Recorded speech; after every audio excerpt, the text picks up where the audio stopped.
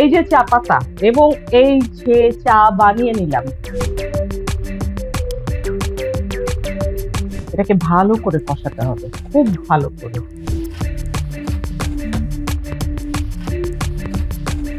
Colour যে change হয়ে আসছে, এটা কি লক্ষ্য করেছেন? আসসালামু আলাইকুম, চুমকিতে আপনাদেরকে স্বাগতম। আমি নাজনীন হাসান চুমকি। আজ আপনাদের জন্য একটি রেসিপি রান্না করব, কিন্তু সেই রেসিপিটা আমিও শেখার পরেই আপনাদের সামনে নিয়ে আসছি। এখন আপনারা ট্রাই করবেন। কি হলো সেই রেসিপিটা? সেটা হলো মুরগির কালা ভুনা। তাহলে চলেন শুরু করি। এখানে মুরগি আছে 1200 গ্রাম বা 1300 গ্রামের মতো। কাঁচা পেঁয়াজ কুচি, পেঁয়াজ বেরেস্তা, আদা কুচি, এটা তো লাগবেই। সাথে যেই মশলা আর লাগছে সেটা হলো আদা বাটা, রসুন বাটা, হলুদের গুঁড়ো, মরিচের গুঁড়ো, জিরার গুঁড়ো, ধনিয়ার গুঁড়ো, আর লাগবে গরম মশলার গুঁড়ো, রাঁধুনির গুঁড়া, মানে রাঁধুনি যেটা আছে সেটাকে আপনারা গুঁড়া করে নেবেন। এটা মাস্ট মাস্ট মাস্ট। আরেকটা মাস্ট আছে, সেটা হলো চা পাতা। আর গরম মশলা বাকি যেগুলো লাগবে, তেজপাতা, দারচিনি, ছোট এলাচ, গোলমরিচ, লবঙ্গ, কালো মরিচ বড়টা, আর একটা দিব স্টার আনিস। লবণ তো স্বাদ মতো। পুরো রান্নাটা অবশ্যই অবশ্যই সরিষার তেলে করার চেষ্টা করবেন, তাহলে এটার স্বাদ প্রপার পাবেন। তাহলে চলুন শুরু করি। আগে আমি চিকেনটাকে মাখাবো। বাটা মশলা তো আছেই, আমি গুঁড়ো মশলাগুলো একটু পেস্ট তৈরি করতে চাই। তাহলে যেটা হবে, ওই বাটা মশলার মতোই সুন্দর মতো একটা ব্যাপার তৈরি হবে, ময়েস্ট হবে, এটার মধ্যে মিশে যাবে খুব দ্রুত। ধনিয়ার গুঁড়া দিব 1 চা চামচ, জিরার গুঁড়া দিব 1 চা চামচ, হলুদের গুঁড়া দিব 1/2 চা চামচ, মরিচের গুঁড়া দিব 2 চা চামচ, গরম মশলার গুঁড়া 1/2 চা চামচ আপাতত দিব, পরে আবার দিব প্রয়োজনে। এটা এখন একটু পানি দিয়ে পেস্ট করে নিব।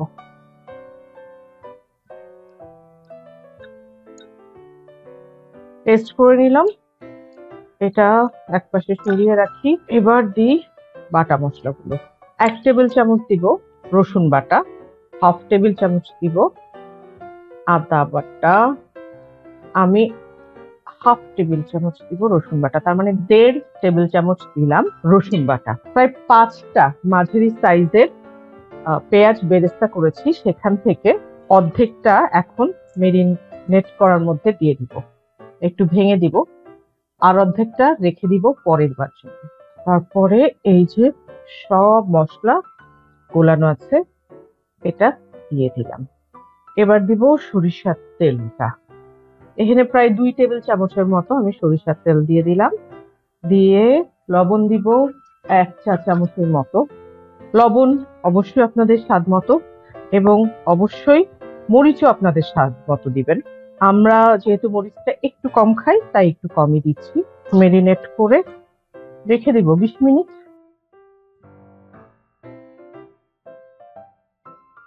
1 কাপ চায়ের পানি দেয়া হয়েছে। চায়ের পানি, এই যে উপকরণ লিস্টে চা পাতা ছিল, সেখান থেকে 1 চা চামচ পরিমাণ চা পাতা আমি দিয়ে দিলাম। বলকটা উঠবে, সাথে সাথে নামিয়ে ফেলবো। বলক উঠে গেছে, চুলা বন্ধ। এবার বলি, এই যে চা পাতা এবং এই যে চা বানিয়ে নিলাম, এটাই হলো মুরগির কালা ভুনার মূল উপকরণ।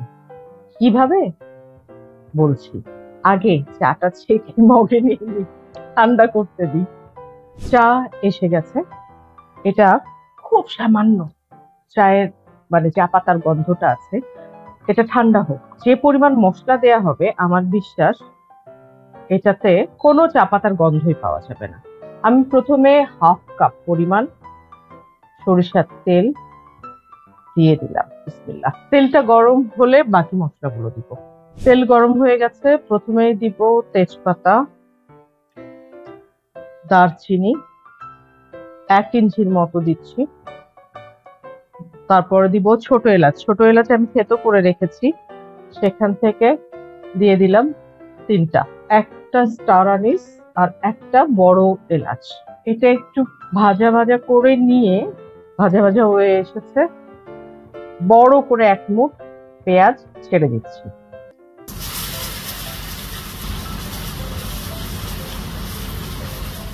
পেঁয়াজ দিব আরো একটু, বলা যায় 1 কাপ বা তার একটু বেশি পরিমাণ পেঁয়াজ আমি এখানে দিয়ে দিলাম।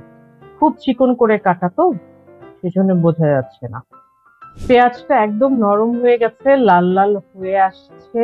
এখন আমি চিকেনটা দিয়ে দিব। পুরো 20 মিনিট আমি এটাকে ম্যারিনেট করেছি। পুরো মশলাটা খুন্তিতেই চলে আসলো।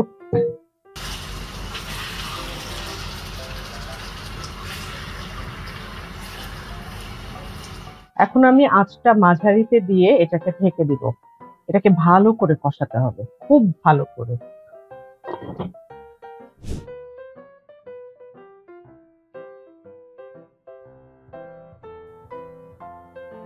পানি বের হয়েছে যথেষ্ট পরিমাণে, নিচে একটু ধরা ধরা হয়ে আসছে। হোক, কালা ভুনা হবে যে, এটাতে একদম টেনশন নেবেন না।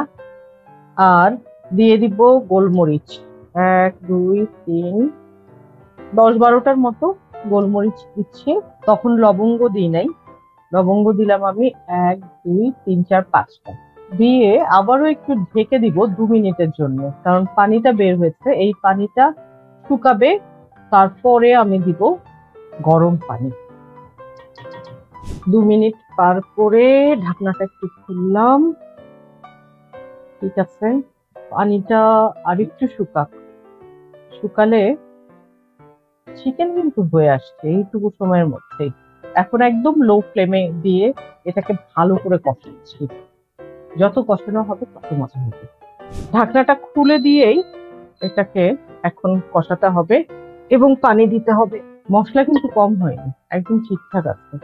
চিকেনটা একটু সিদ্ধ হলো কতটুকু দেখি। চিকেন সিদ্ধ হয়ে গেছে।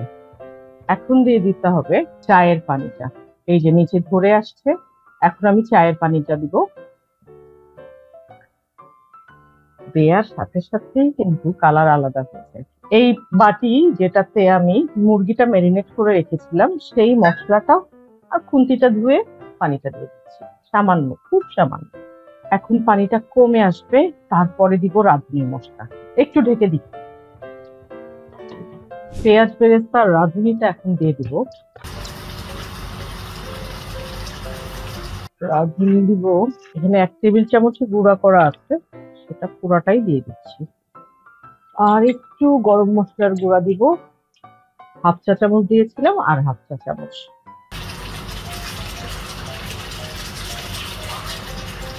আর একটু পানি শুকালে তারপরে লবণটা দেখবো, এখনই না। কালার যে চেঞ্জ হয়ে আসছে, এটা কি লক্ষ্য করেছেন? জালটা একদম কমিয়ে দিব, ঢেকে দিই। এখন একটু লবণটা দেখতে হবে।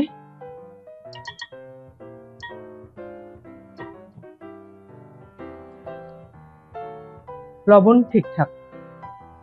আমি 4টা কাঁচামরিচ ভেঙে দিয়ে দিচ্ছি। ঝাল কিন্তু খুব বেশি যেহেতু আমরা খাই না, সে কারণে ঝাল একদম ঠিকঠাক আছে আমার কাছে।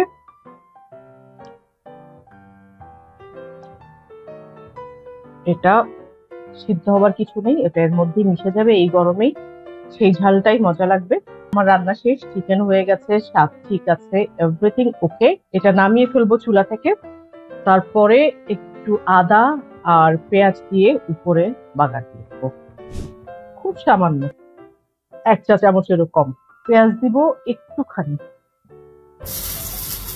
আদাও সামান্য, 1/2 ইঞ্চির মতো আদা, একদম কুচি কুচি করে কাটা। হয়ে গেছে, আমি তাওয়াটা এই গরম থেকে তুলে ফেলেছি। এখন এটা দিয়ে দিব মাংসের মধ্যে।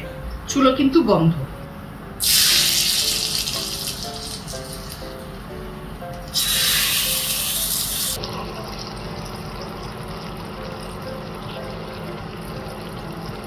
রান্না শেষ।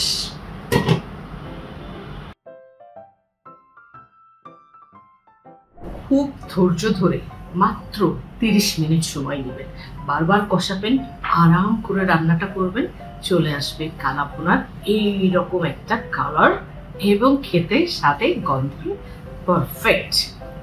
আমার বিশ্বাস যদি আপনার না হয়, ট্রাই করুন, তারপর কমেন্টে জানান। আর সবাই ভালো থাকবেন, সুস্থ থাকবেন, লাইক শেয়ার সাবস্ক্রাইব করে চুমকিসের সাথে থাকবেন।